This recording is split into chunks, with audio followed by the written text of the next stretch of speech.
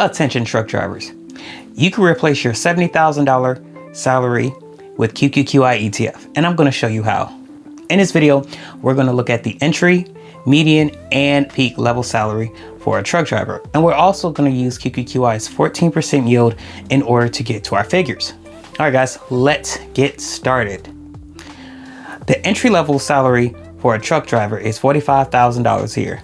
So if we wanted to replace that with QQQI, we would need to take 45,000 and divide it by 0.14. That's going to give us $322,000 worth of QQQI.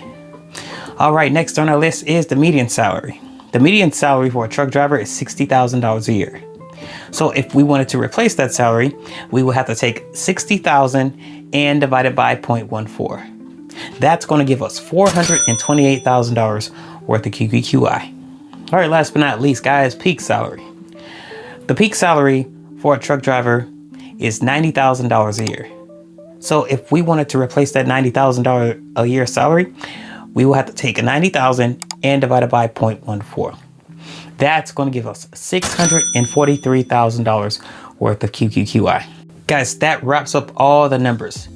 You're probably watching this video and you are having a sigh of relief. And yes, guys, this is something to be relieved about, because we have been taught for decades that we need millions of dollars to become financially free, but not in today's time.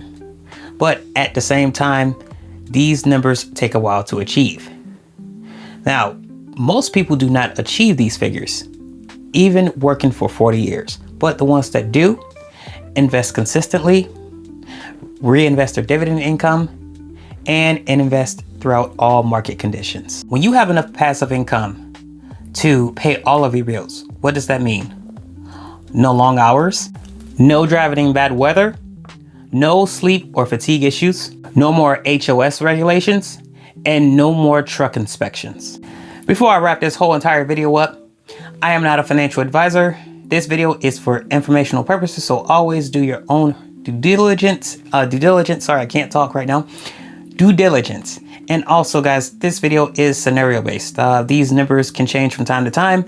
Also, guys, QQQI is an investment, so with any investment involves risk. QQQI's NAV can erode, the dividend can decline, and we can also go through a dividend cut, especially if we're in a downturn market. All right, guys, that's all I have for you. If you like this video, please subscribe to my channel and also hit that notification bell so you know when my next videos will pop up. All right, guys, thank you for tuning in. Thank you for watching. See you in the next video.